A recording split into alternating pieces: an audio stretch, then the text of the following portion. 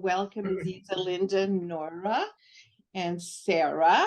The first thing I want to do today is to talk about the video that we sent out about spelling and segmenting. I'm sorry it was so late. Nadia has worked very hard, and we just kept having glitches with sound and the quality of the video. So it took us a long time to get it done.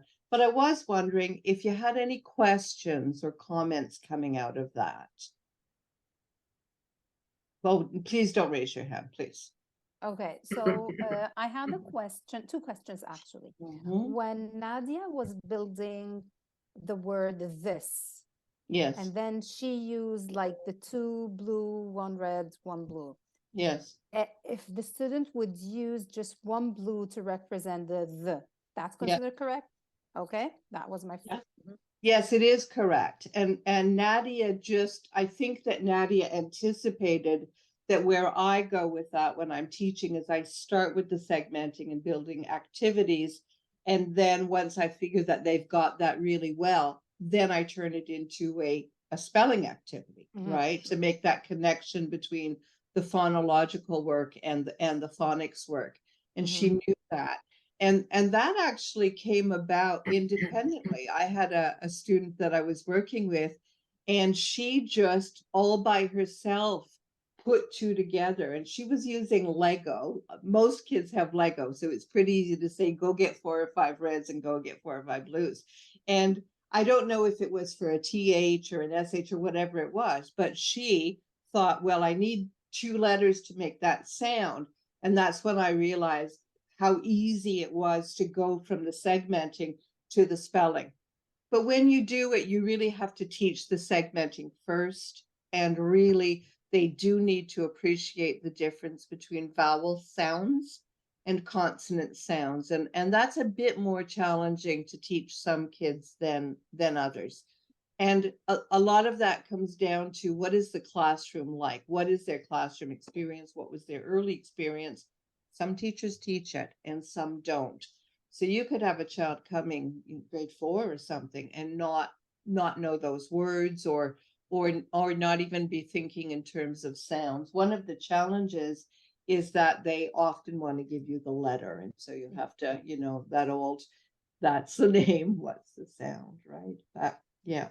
Okay, perfect. My second question was about, and I'm talking specifically about my student now. We're doing segmenting, and he's actually doing a really good job. So now we're doing segmenting for and the one thing that we're stuck at is when a word comes just yesterday, for instance, thoughts. So he would go off. Oh, so yes. Okay. And I remember you mentioning that this is pure dyslexia now. When this yes, absolutely and, it is. I would give him a second chance. Okay, could you say it again? And then when he repeats it, it's still okay. So where do I go from there? Well, so I guess my first question would be, after he builds it, do you have him touch each one? We're just segmenting. So the activity is just we're just doing segmenting. We're not doing building. Okay, but segmenting and building are really intertwined if you use the manipulatives. Okay. So my suggestion would be to get him to use manipulatives. So he would put his 1 for TH, because you don't want to go further when he's struggling with this, right?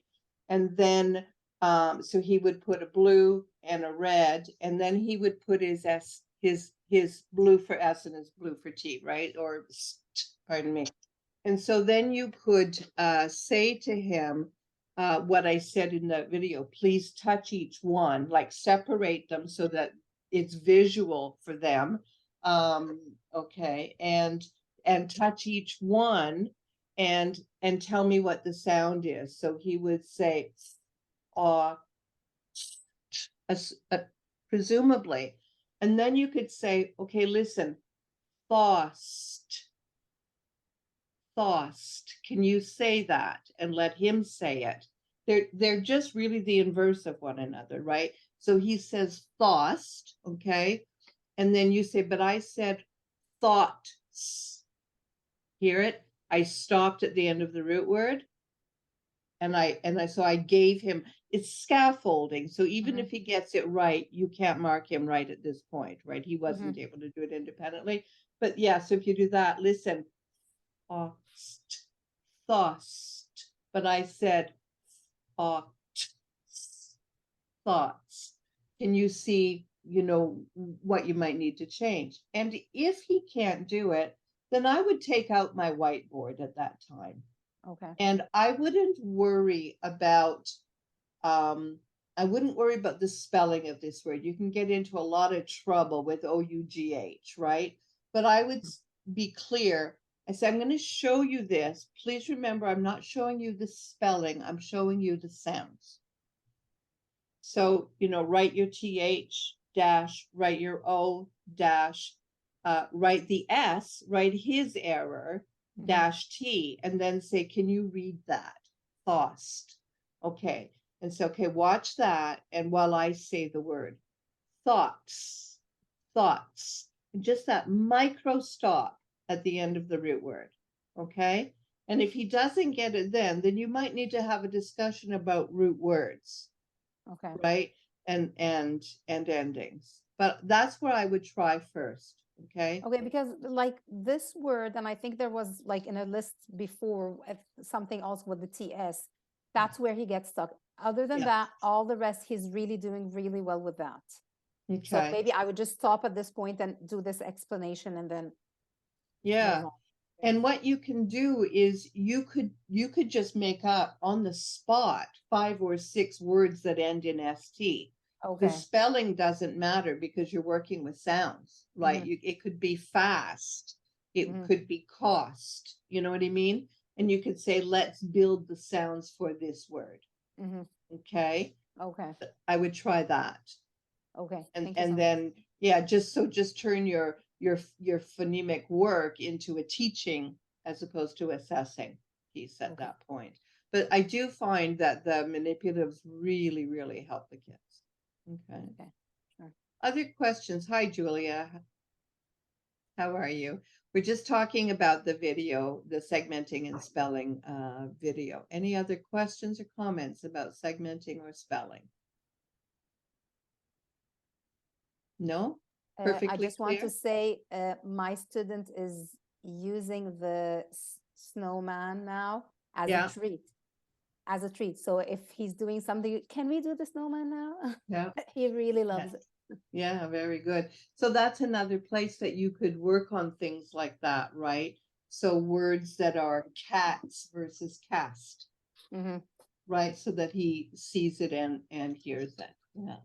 Cool. I'm glad you're using it. It's a great spelling tool. It's a great spelling tool, especially like I said, if you take control of the process, it's still a treat from reading, right? It's still a nice break from reading. Okay. Anybody else? So if there's no other issues about spelling or segmenting, then what I would suggest to you folks is that you might want to have a pen and paper. You might want to take some notes during this. I'm going to refer to some texts that we have, some resources that we have. So if it's something you think you could use, but you're not able to, you don't have a copy of it, we can certainly send you a PDF of it. So one of the things that I find with comprehension is that it's not taught. It's tested, but it's not taught.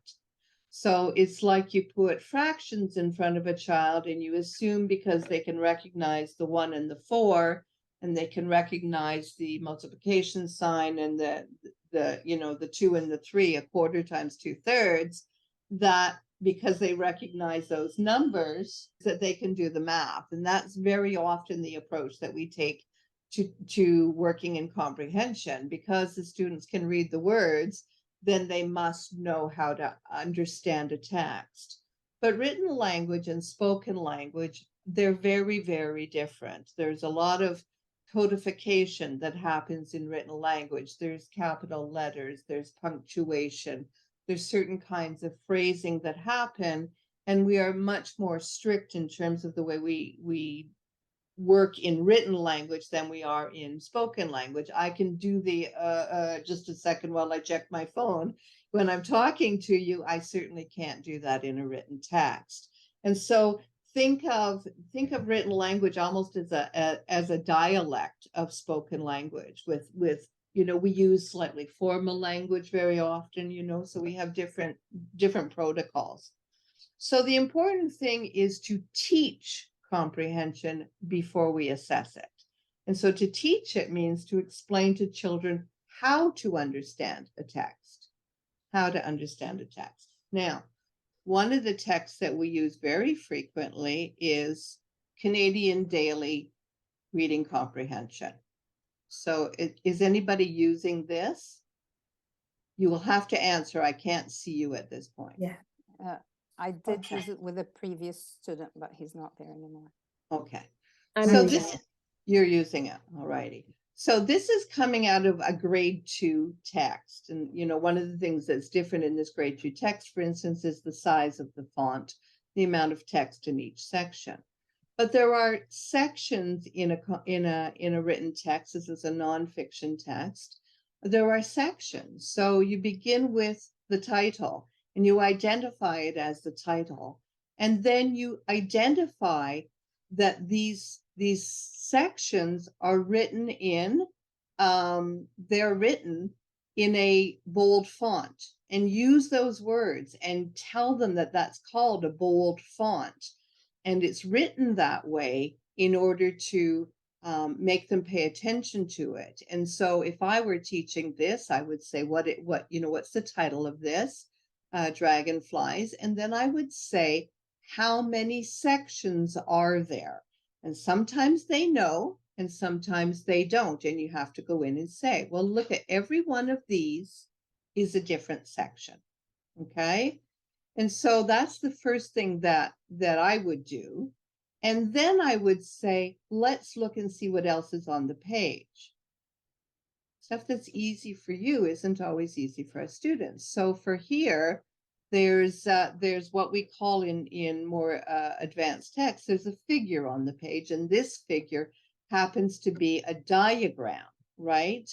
And you've got to point that out. And you say, this is a figure, this is a diagram, okay. And if you use the word figure from the beginning, then they get to understand that any visual representation is a figure. Could be a map, it could be anything, right? And so you can say, what is the title of the figure? And they'll read it, okay? And you say, okay, well, that's going to be a source of information. And what are you going to learn? I know it sounds pedantic, but you have to focus their attention on the fact that this means something, life cycle. This is going to show them the life cycle, okay? The next thing that I go to is I point out the words that are written in bold. And I point it out and say, in the third section or the fourth section, there are 2 words written in bold. Can you find them? If they can't read them, it's often a challenging word, but this one says what it is. So they find them, and then we make sure that they understand what the word means before they read. Okay? The other thing to point out here is that here in brackets, this is for them. This is explanatory information for them. Here, this is about how to read the word, but at a grade 3, 4, 5 level and up, this might be a definition, right? But they need to understand that this information is important and should be read. And they don't necessarily know that if you don't lead them through the process of how do I understand a text. Okay, so you've got nymph, you've got sheds. You can say the root word is shed. What does it mean to shed your skin? What animals do you know that shed their skin? Snakes shed their skin, okay? And it's pretty simple, but it might be way more than they really understand about the text. So I typically have my students read the text in their heads first, because what we're doing when we're teaching comprehension is we are trying to edge closer and closer to the work that's happening in the classroom. When we're teaching words and phonics and stuff, we know that what we're teaching is nowhere near classroom work for a very long time. But at that point that we do a fluency and comprehension assessment, when we think they're ready to start reading text and learning about text, now what we want to do is drag them closer and closer to the classroom. So they need to know these things. And in the classroom, typically they aren't reading aloud, right? They're reading independently when they're assigned work. So you need to get them used to reading independently. So I have my students read the text, and then I go down to here, and I'll say, let's look at this diagram. What does it show you? And I will also say, what does life cycle mean? What does a life cycle mean? Okay, and explain it. And so from egg to nymph to adult, and I would talk about that. Okay. And then we would go to the questions. And one of the things about students reading questions is that they very often, if there's information in the beginning, you know, if the first thing says, dragonflies have more wings than beetles or something, or more wings than other insects, they can become confused about what they're supposed to do, right? They read the first thing and then they stop. So you have to make sure you go through it with them, okay? So how many wings does a dragonfly have? Have them read that and then say, is there something else they want you to know? What does it say? Tell where you find the answer. So I have mine go and put an A beside how many wings does a dragonfly have, because it's numbered already, 1, and put a B beside tell where you find the answer, to remind them there are 2 questions that they have to answer there. Okay. Same thing here in question number 2. What kind of sentence is in each of the subheadings in the text? Now that can be pretty confusing because that's an adult interpretation, right? So what you can do is you can say, let's go and look at those subtitles. And what do you notice about the end of it? Okay. It's a question mark. Absolutely. So what kind of sentence is it? It's a question, and then you can expand their knowledge of reading sentences, sentence types, and say, okay, what is the asking word or the question word that is at the beginning of this sentence? It's how. All right, let's go up and look at the other one. What kind of sentence is it? They forget the words. You can prompt and say, is it an telling sentence or an asking sentence, right? It's asking. How do you know? There's a question mark. What is the question word? And very often you're going to get more than just hows up there, right? So in this section, the question word is what, and in that one it's what. All right. Okay. So when I start working with a child, what I like to do is to look at the page, have them look at the page, understand the sections, and then go down and have them read the questions. I make sure that they understand what the questions mean. I have them mark however many questions there are per numbered question, okay? And I will say, they'll read this, and I'll say, okay, how many parts of the body do they want you to talk about? Again, it seems so obvious to us, but when you're just learning, it isn't obvious. It can be quite overwhelming. And they say 3, and you go, okay, what are the 3? Large eyes, legs, and mouth. And then we go down to the last question or the second last question, whatever it is. We go through them all, and I always have my students read the questions before they read the passage. Reading the questions before you read the passage primes your brain for what you're looking for. You've already thought about what it is you're looking for. And although we do want our students to read every word, we also need to teach them how to be efficient students, right? So know what your reading purpose is. You're going to answer questions about the dragonfly. What questions are you going to answer? And what is the information available to you? You've got a text here that's got a title. It's got 4 subsections, and it's got a figure, which is a diagram of a life cycle. That's where you get your information. So after they answer the questions, the answering of the questions can be out loud. If your student is one whose parents want you to have them do homework, this is good homework for them, but not to work independently. They're just learning how to do this. So when they're done reading, what you can do is go back to these questions and say, okay, what's question 1? Have them read it again. It's good practice for them. And you'd say, so what's your answer? And they would say, whatever it is, because I don't know how many wings a dragonfly has. And then see, do you have anything else to answer in question 1? Oh yeah, I have to tell where I found the answer. Okay, look back in the text. Tell me where you found the answer. And then you can reinforce your use of subsections or sections. What section did you find it in? Read me the sentence that you found it in, right? Do you want to underline that sentence since you know you're going to have to answer this later? And that's just good study habit, right? To make marks on your text. It's just a good study habit. So that's what I would do. And then if we're doing homework, I have a student that I see Tuesdays and Thursdays, and on Thursdays, whatever we're working on, that's the one that she's going to write up for homework. Then when it's time to assign homework, you go, okay, we talked about the answers. Now your job is to answer these questions in writing in complete sentences, okay, for homework, and we'll have a look at it next week.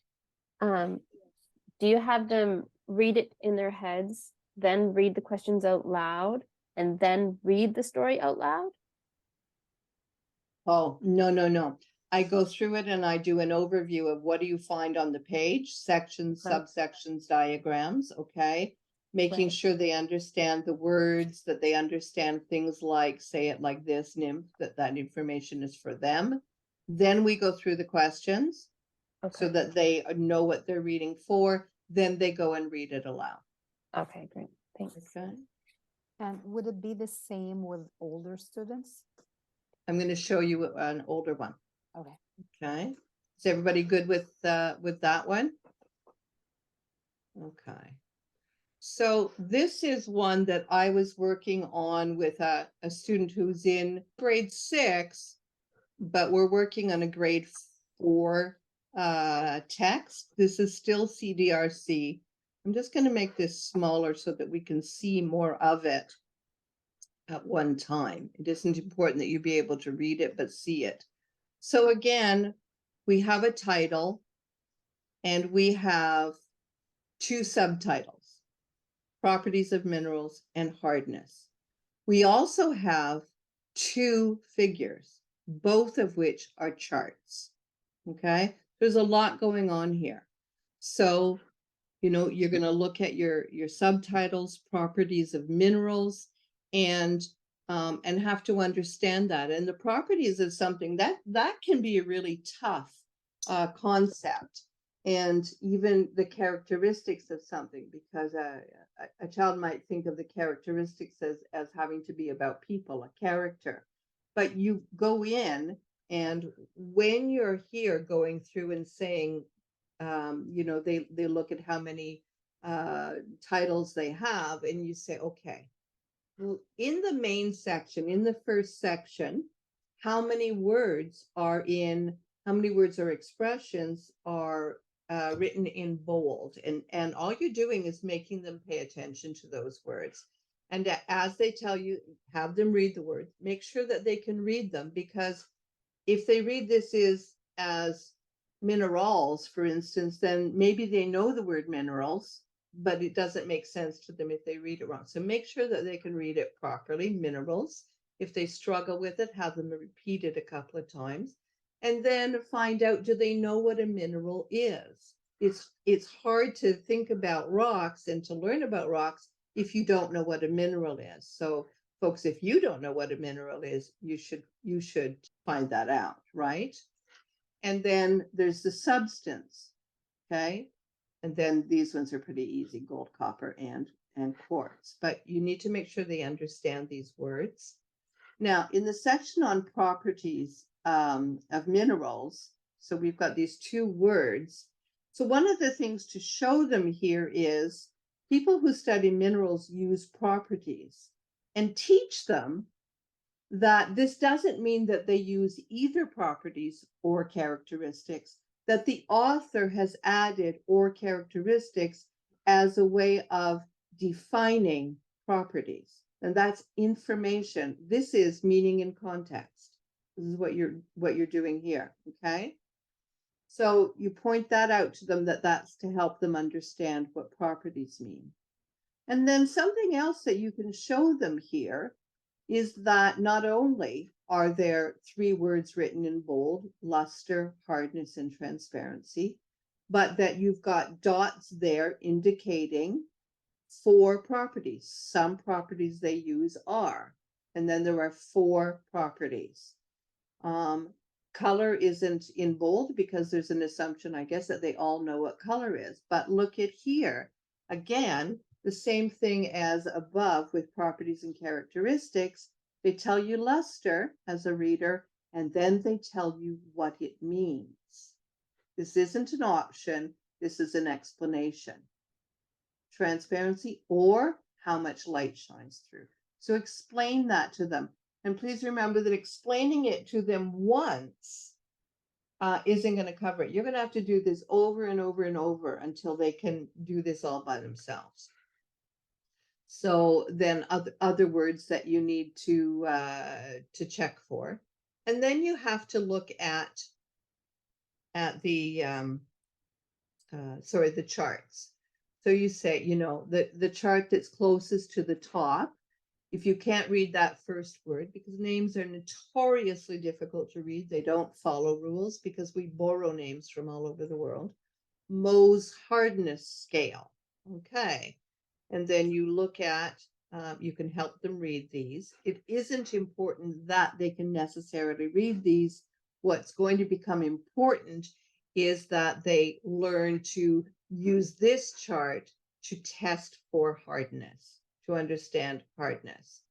And then the other chart is scale and description. So you can explain what the scale means here, and then say, let's have a look at this.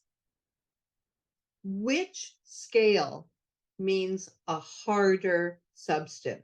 Number 1 or number 6?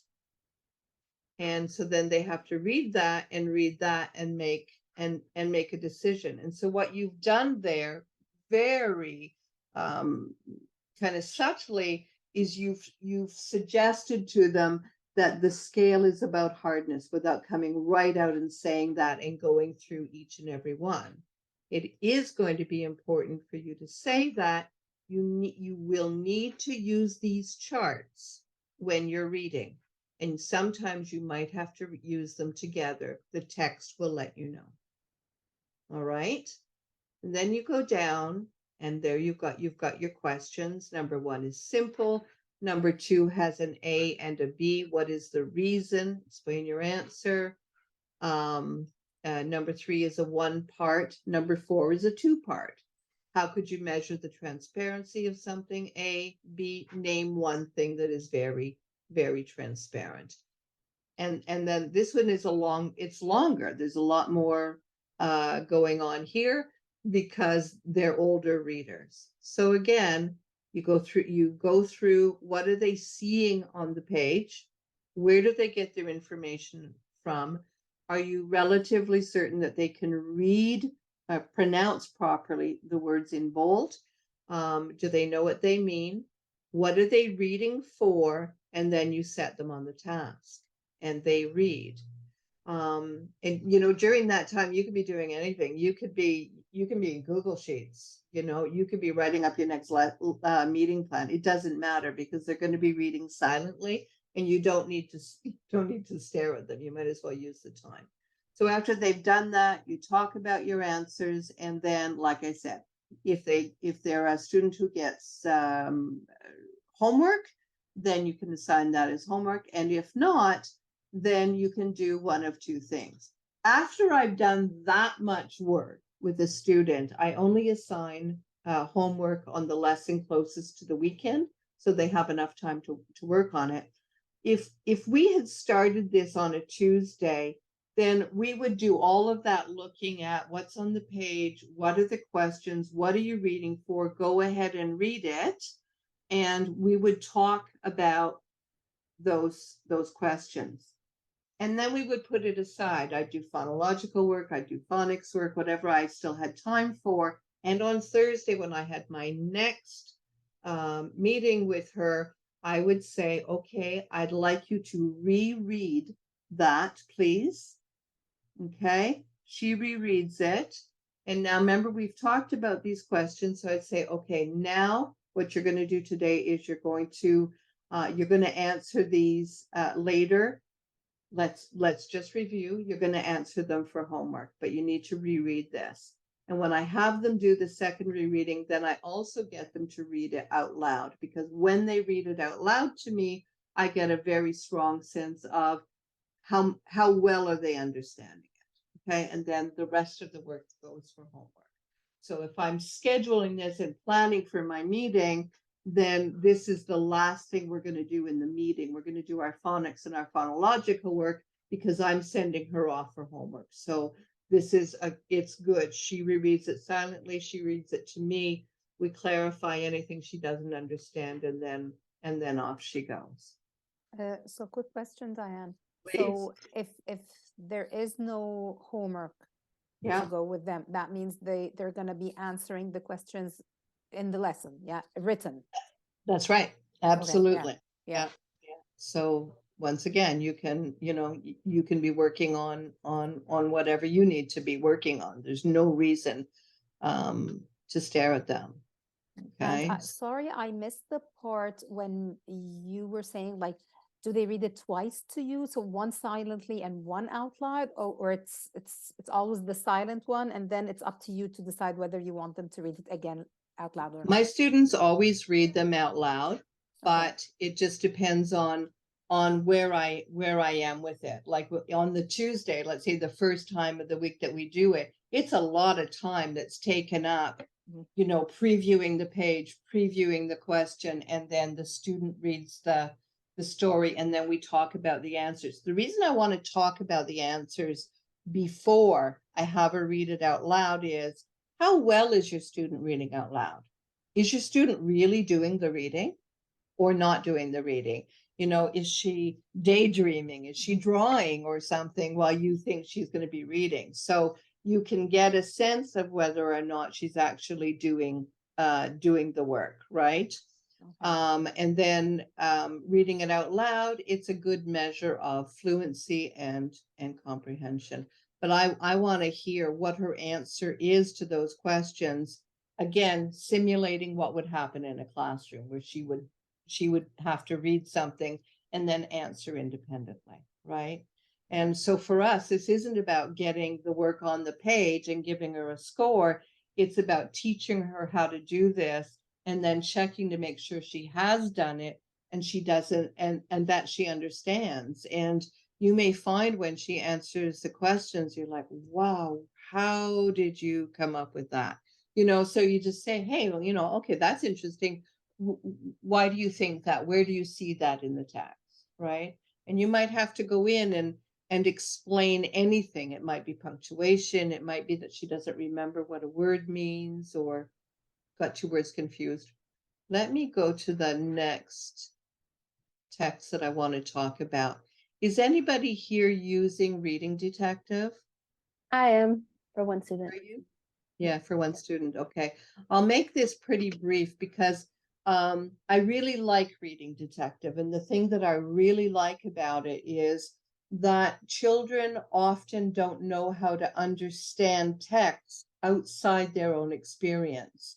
And so they think that their experience of the world is the truth that they have to answer.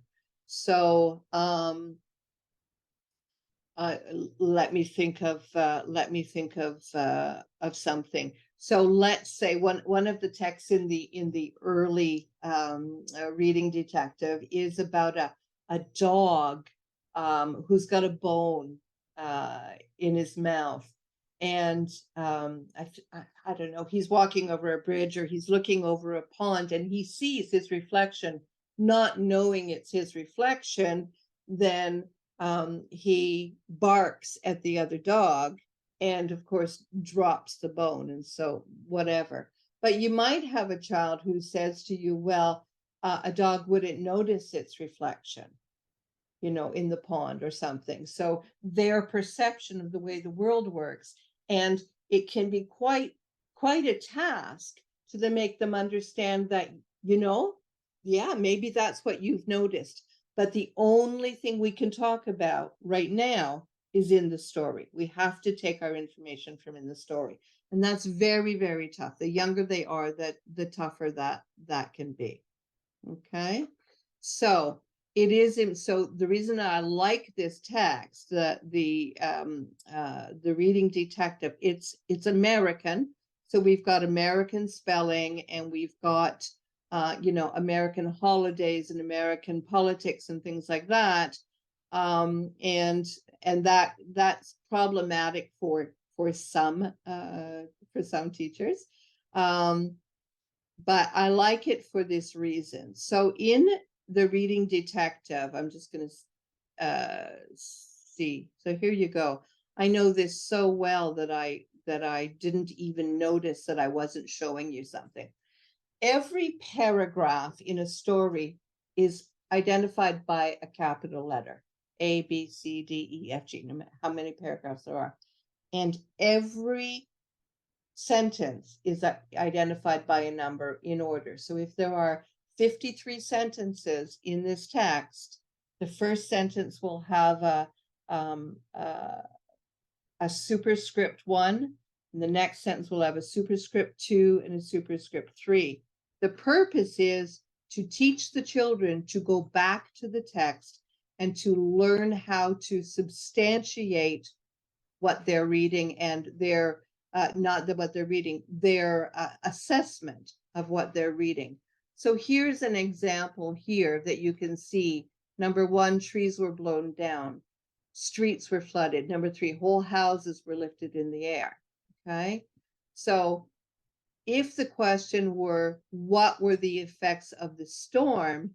The student might say, well, there was flooding, there were trees fell over. And then the question, the second question that this text asks is, how do you know that? How do you know that? And it might say, which paragraph tells you that? It might say, which sentences tell you that? Which 2 sentences, which 3 sentences? And in this case, the question was, what 3 sentences tell you that? And the student has to go in and substantiate it. So it becomes an easy way to teach. How do you know what you know? It isn't about what you think, okay?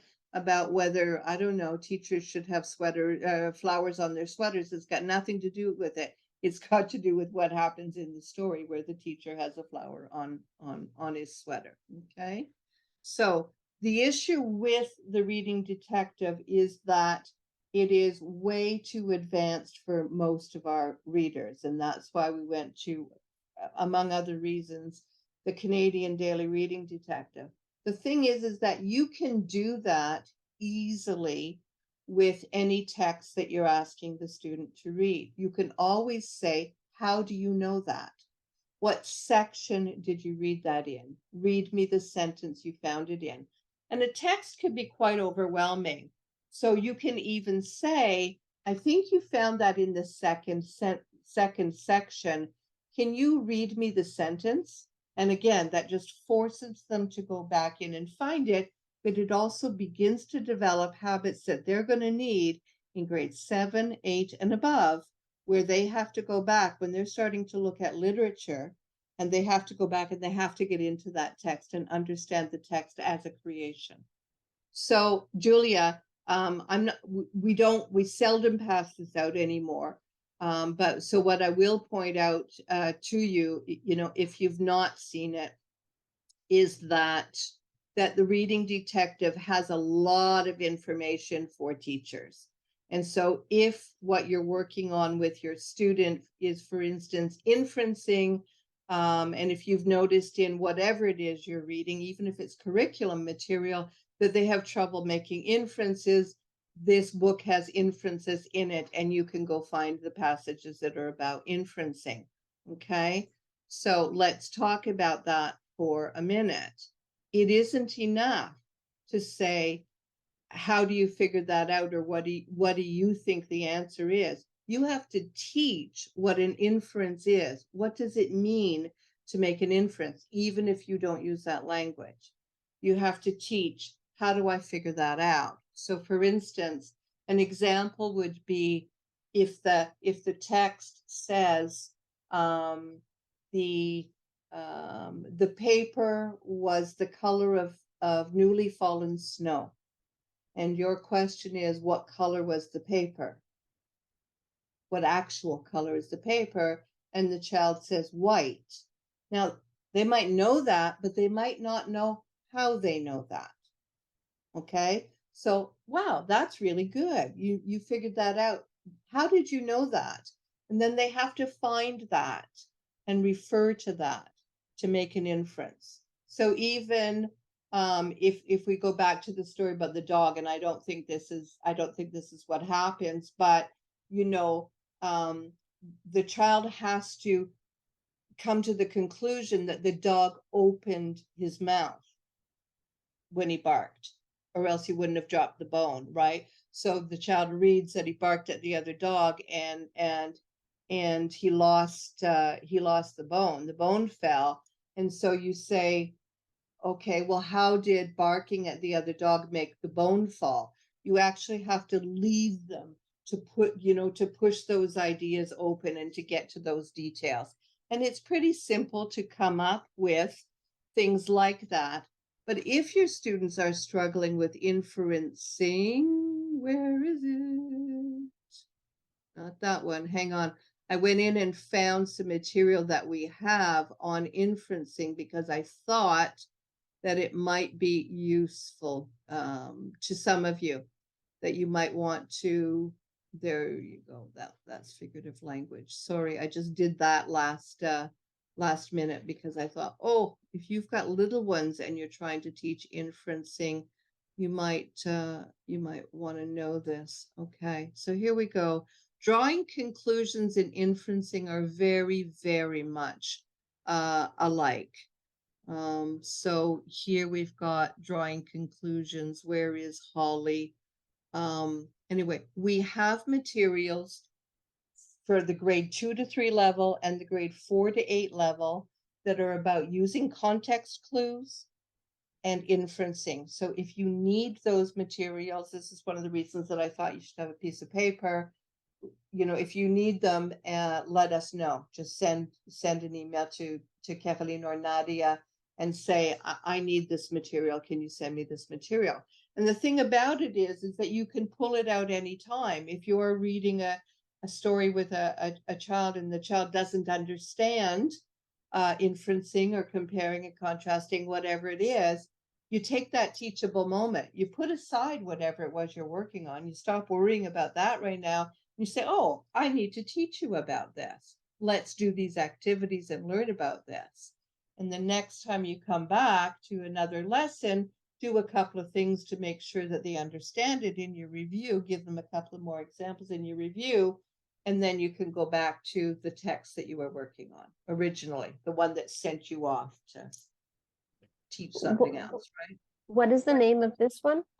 Yeah, that's a good question. This one is Success with Reading Comprehension at the grade 3 level.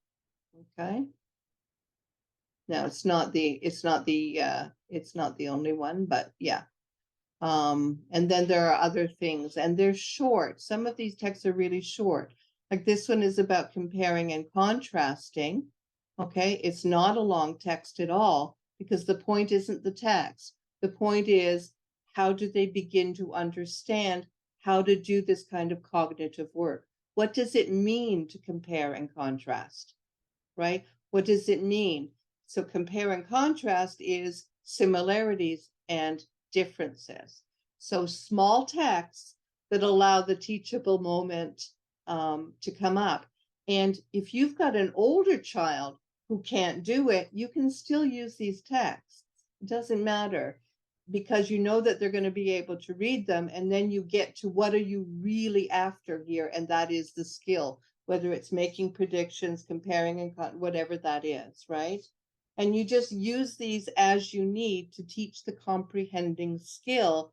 And then you go back to your comprehension work. I'm going to get rid of these ones.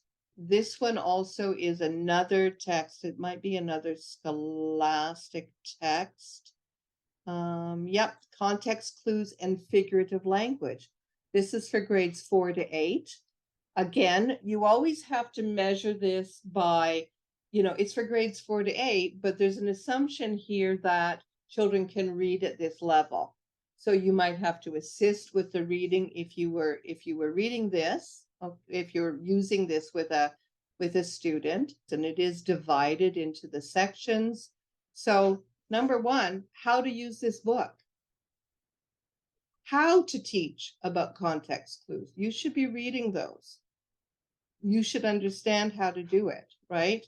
And then there's the work for the students. There's exercises about context clues.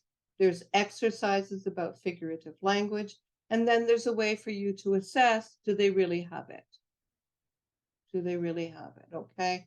You don't need the student record. You can easily make that. So here it is using this book, whatever this is about context clues. Students read a paragraph. First question asks them to identify the missing word. The second question requires them to figure out meaning of a particular word that's in bold. Okay. And you already began that in the CDRC work that I showed you. So, and here's even an example for you, a mini lesson. Although Megan was late for class, she did not have a good something for her tardiness. So you have to make sure they understand what the word tardiness means, right? So that's the kind of thing that you'll be doing. So it's worth having a look at. It might be useful to you. If it's not, then it's not. But there are lots of resources that you could be using to enrich your child's ability your student's ability to understand. So this is grades 2, 3, comparing and contrasting. One of my favorite resources, and I have used it since I was a classroom teacher, grade 7, 8, and that was some long time ago. But it is, to me, it's the best thing in the world for making kids think about language, and it's called Reasoning and Reading. And so this is the table of contents of reasoning and reading. It comes in 3 different levels, okay? So there's a lot of work on word meaning, and this is really about things like whole part relationships. For instance, you've got a cup and a handle, which is the whole and which is the part. This is nothing more than making them think. Classifying words, is this a fish or a bird? Synonyms, is it the same meaning? Is it a different meaning? The fact that it's not the same doesn't mean it's an antonym. Very few words have antonyms, right? Only absolutes have antonyms. Similarities and differences, related words. Teaching analogies teaches you to think and teaches you vocabulary. Words in context, following directions. But this is where it gets really, really meaty, is when you start looking at sentences. Is this a sentence or not? In order to teach whether or not it's a sentence, you first have to teach what are the elements of a sentence. Every sentence has to have a subject, someone or something that does or did. and a predicate verb, and you don't have to use that word, but it's got to have a verb. And so you can teach that. You can teach what's the main idea, getting to the point, the order of words, small words. And so I want to show you some of these things. Okay. Here's synonyms and antonyms. Some of the following pairs of words are synonyms and some are antonyms. And so you just label them. So hate and love, frightened and scared, squirm and wiggle. Okay. So there are 8 of those. And then there's another task. Okay. Now, the thing about it, if you want your students to really think about it, they do the work. They can do the work right off your screen, right? They can do the work right off your screen, and they just need a piece of paper to write down their answers. 1 is A and 2 is S. So you take up their answers and you keep score. So let's say that they get 2 of them wrong. And let's say what they get wrong is this one and this one. They get wrong. Is there any pedagogical value initially to telling them they got number 3 and number 7 wrong? Do you have better pedagogical value if you say, you know what? You've got one mistake in numbers 1 to 4. Go rethink your answers. Otherwise, you're doing the cognitive work. You're telling them squirm and wiggle, they're synonyms. They had them as antonyms. You're telling them they're synonyms. Make them go think about it.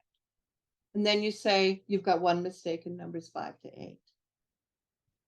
If you simply tell them it's wrong, it's done. There's no more learning that happens. You've done the work for them. So I strongly suggest that you not take a that's right, that's wrong approach to things when you can find a means to get them to go back in and think more and redo some work. Okay. And that's as valuable as getting it right the first time. It's just as valuable. It's still their brain that is doing that work. Well, I do have a question, but it's not related actually, but it's just coming out from what you said when you tell them that it's strong and then they're not doing the thinking now. So is it okay to ask it now? Sure. So like with my student, we're always having the struggle with the B and the D. Yep. And before it used to be that, okay, if he reads like, for instance, it's ba and he says da. So I would say, okay, do you want to try it again? And he would try again and sometimes gets it wrong 2, 3 times until finally he would get it right. Now he got the clue that once I tell him, do you want to say it again? Then he would just say the opposite. So if it's a B, he says a D. If it's a D, he says a B, because now he knows that it's just he needs to do this correction. Yeah. And yeah, you put these down. The only thing I have an issue with is that I'm using the Google Meets and I don't know how to do this in Google Meet. Oh, okay. Okay. Yeah. Send an email to his parents. Okay. Ask them to get like a recipe card. Okay. Okay. And to type this up, not write it up, type it. You always want your letters to be consistent, right? Especially for a kid that's struggling. Get them to type it up pretty large and glue it onto a cue card, and he keeps that in front of him. Okay. Okay. And so that will replace what you were doing there. And then I guess it will depend on, if it's just word reading, you can say you got one wrong in that line. So I'd wait until the line finishes and I don't point it out right away. Okay. Yeah, just say you made one reading error in that line. Go back and reread the words, please. Okay. And you can even say, don't forget to check your cue card. And that's it. Don't forget to check your cue card. The thing about this is there's nothing wrong with what he's doing. He's simply, this lasts longer among dyslexic students and students with an orthographic processing disorder, the difficulty making a visual impression. It lasts longer with them than with anybody else. It's very common in students up to about the end of grade 2. And as we talked about in training, this is simply the brain not recognizing, that, okay? But in kids with dyslexia, then they also have to remember the sound. And where they have difficulty, where the brain has difficulty or does the recognition of the letter, to resolve that is the same place that they have to work with the sound. And so it becomes difficult. So it's not like you're giving him a leg up. He simply can't do it. You're just giving him the crutches that he needs to be able to walk like everybody else. And, after a while, kids get tired of being told to go back and reread. And I find without exception that if the reading errors are a result of impulsivity that they can control, or whatever else it is, anything that they have control about, if I say, well, you made 2 mistakes there, you're going to have to reread. But they go back and reread. And over time, they become more careful because they know you're going to make them go back and they don't want to go back. So, some of it is just they can't decode it. But other times it's just like, this is boring, whatever, I don't want to do it, blah, blah, blah, blah, blah. I'll say whatever, right? I just wanted to share a finding I kind of had with the B and the D, if that would be okay. So one of the articles that I have read from you was about printing and how, it helps to solidify the shape, map it into your brain. For sure. And so then I started checking with my students, I want to, because, we say, okay, write, with your finger, write B and say B, right? We'd say, and then they go B, right? Okay, do it slow. And what I'm noticing is that they are starting the B and the D both from the top. So that is actually extremely confusing, as opposed to if you start the D properly. And so I found from correcting that spelling, that is one way that they were able to start to map it differently. Because for them, if B and D starts both from the same point, a line, what's confusing? Which side does the circle go on? But if they are writing the D properly, starting the circle, well, usually they could close their eyes and they don't mess it up anymore. So I found that to be really helpful, correcting the printing for that. Yeah, that's good to know. That's good to know. I think that you will find, I don't care how they write it, quite frankly, but I think you will find that people will take you to task about saying that starting with the circle is properly. When we teach printing, we teach from the top to the bottom. And that's why cursive is so useful, because you start on the line and you stay on the line always. You have to go back to the line. But if you were in a classroom or wherever learning about that teaching printing, they would say, no, always start from the top. But it doesn't matter. If your students learn it better, or if any students, everybody try it. If they learn better by starting that way, go for it. The important thing that I do is make sure that they're saying the sound, they're attaching a sound Absolutely. to a physical movement that is different. Yeah, that's sort of, for me, that's not, I'm specifically talking about mapping the sound to it, not about how you write it. Okay. Oh, so Yeah. sorry. I apologize. Yeah, so I'm saying that when you make the way they draw it unique, then I find then they're able to also separate the sounds. That's cool. Does that make sense? Yeah. And are you noticing a difference in their reading then? Yes. Yeah, I have noticed a difference. And I kind of come to this, actually, I'll just say, because I have like a gymnastics and dance background, and a lot of times, sometimes when you're trying to remember something, students are very physical, so they can remember how to do the 2 separate movements and then remember the sound, as opposed, if that makes sense. Yeah, it does. Some people are able to remember a dance, but they can't remember a sound pattern. So when you're making it a physical thing, it's like, oh, I can remember what's a duh, oh, do. Oh, I remember a but, oh, da, da, da. It's so cool. Anyways, it's just a finding that I had. Oh, I appreciate the input. So folks, give it a try. See how well it's working. It's one of the things that's in the introduction of each new sound. But we focus so much on the introduction of the vowel sounds, but that's one of the things, right? Is we say, this is the ah, how do you make the ah, right? Make the ah over and over so that they learn how to do that and make that association. We don't tend to put that same emphasis on the consonants. There you go.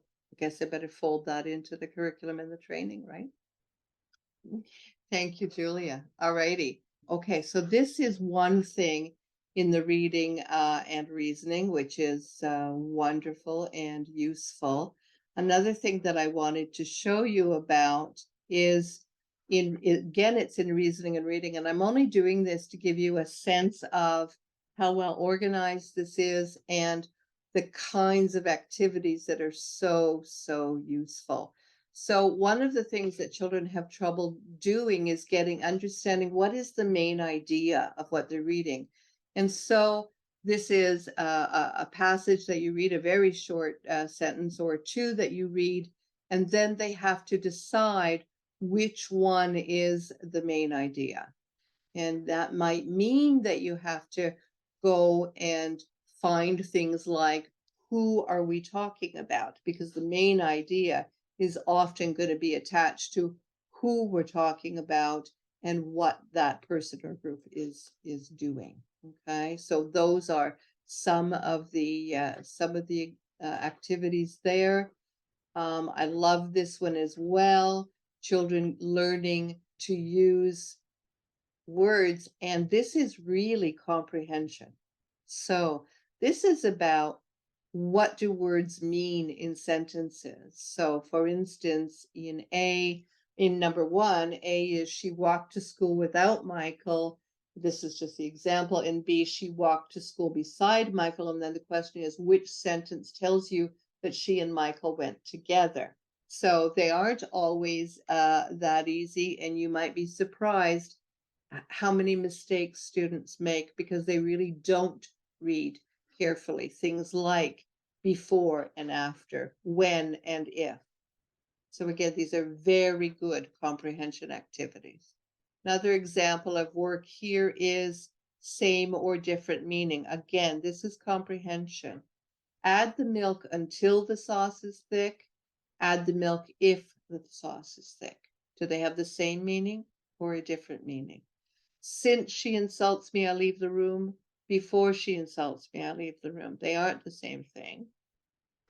Our house is on the 5th Road after Route 122. Our house is on the 5th Road beyond Route 122. Those two happen to be the same. But this is all different ways of getting at comprehension and making them pay attention to written language.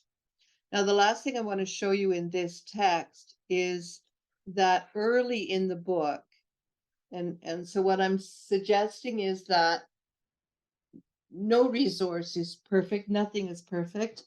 And sometimes they're not always organized the way that you want them to be organized. But I really love that they establish relationships here: time, order, cause and effect, compare and contrast. And so they explain a cause and effect relationship. This is something that I find in the abstract some kids have difficulty with.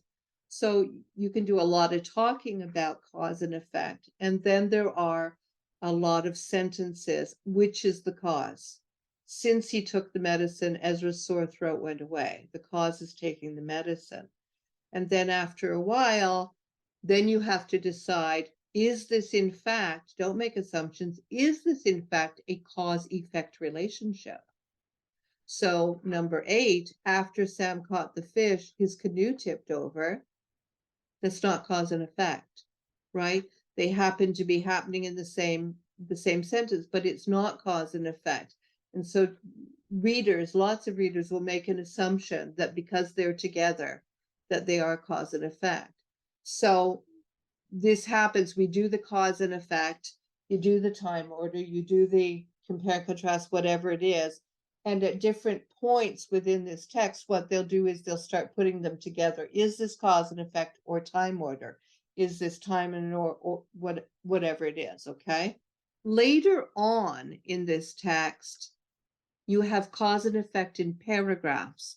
And I've always gone from these pages straight to the paragraph work. This is page 151, and the paragraph work is way down here in 86.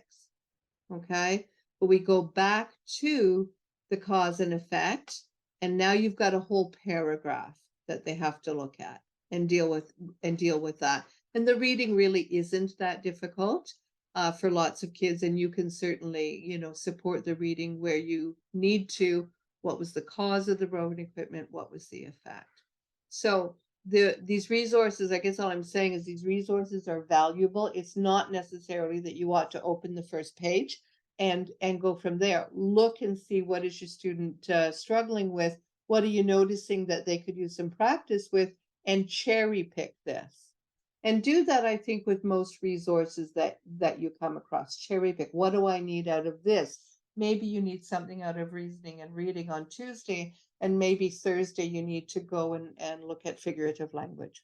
Depends on what they're reading. So bottom line is, don't treat the passages that your students are reading, whether it's in Canadian Daily Reading Detective or Reasoning and Reading, don't treat them as the be all and end all. Your purpose is not to get there and get a score. Your purpose is to teach the child how to comprehend written texts. And if they're not having if they don't have any difficulty with main idea, then why would you spend time making them read through texts that they have no difficulty understanding? Now, I'm not saying that you make that assumption based on, oh, they're smart, they must be able to do this. Oh, they're in grade 7, they must be able to do this. You've got to test it.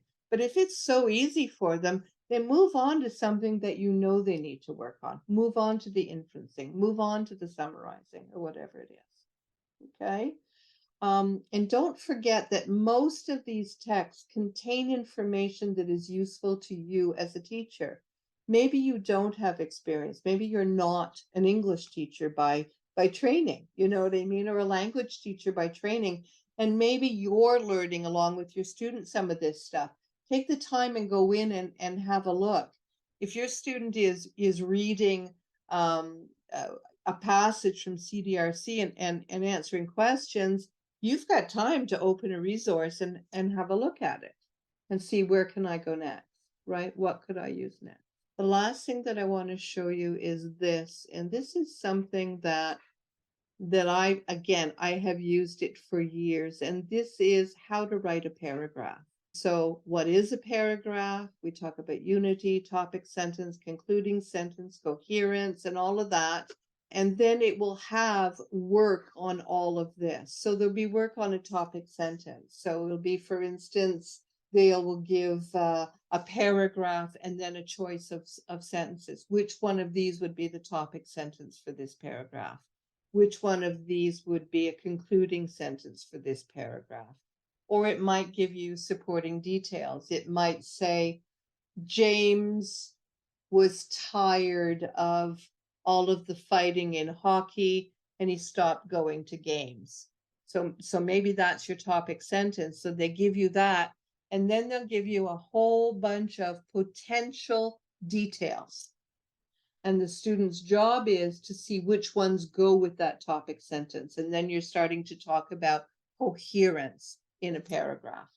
So lots of good material here available to you if you're working on any or all of these things. Yeah, I think that's all I have to say. I can take any questions anybody has. If questions come up for you, please feel just email them to me or to Nadia, and we'll answer them. If any of these resources are of use to you to work with any of your students, please ask us for them, and we will send you PDFs of them. This doesn't mean you don't do your phonics and phonological awareness stuff, but you know that once you start working on comprehension, then you have to put some time into comprehension, right? And the teachable moment really is so valuable. That's the place where you stop and you say, I don't really think you get this. Let's talk about this. Diane, I have one question. Okay. Do you recommend doing the entire hour on the comprehension? I think it would depend, Linda, on where my student is and what they can do. Let's say that in my Tuesday lesson, let's call it the Tuesday, Thursday split, okay? Let's say in my Tuesday lesson, I had introduced a new phonics sound or something. Then I don't want to spend my Thursday lesson only on comprehension. I want to go in and I want to do my review. I want to do my fluency work. So I guess I would say don't ever not do your review or fluency work. And then if you don't have anything more pressing at that time, if they're okay with the review, they're okay with the fluency work, then, you know, and if it's time for comprehension, go ahead and do comprehension. Right. And sometimes it's going to take a long time. I mean, the older they get, the longer the texts are. And Right. especially if you're taking this very didactic approach to it, let's look at the page. What's on the page, you know? But they're still doing reading and you're still coaching reading. I guess I would say, Linda, don't give up the girl that I'm working with. I'm not teaching her phonics. I'm only working with her in comprehension. Yeah. So that's all we're doing Yes. besides a bit of phonological work, right? So I guess I would say always do your review, always do fluency work. And if you've just taught something new, go in and touch it again, right? It's a long time between Tuesday and next Tuesday. If you've just taught ah or ooh or something, and then you don't touch it at all the next day, I think that's too long. So go in and do some work. And remember that there's no reason in the world that any passage that your student is reading for comprehension, there's no reason in the world that all has to be finished that day. You know, if you want to devote 25 minutes to it or whatever, and you come back on Thursday, you just say, okay, to get started, I need you to read that passage again in your head to refresh themselves. Yes. So I guess the bottom line is no, don't devote every minute to comprehension. Yeah. Especially if you're still working on the phonics. Right. Yeah, absolutely. Okay, folks. Thank you for coming out. I hope that it was useful. And please send requests for resources.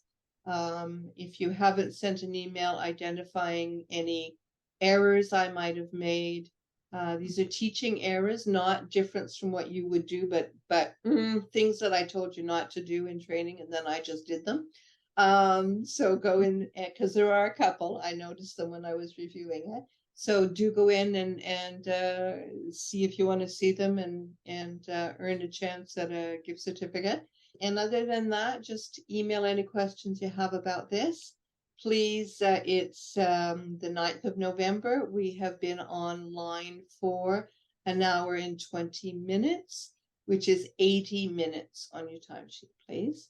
Plus, don't forget to add the time that you spent watching the spelling video. You can have an hour for the spelling video as well if you watched it. Have a lovely evening. I appreciate all of you. I think you do great work. And I'm really glad that you're on the team, every one of you.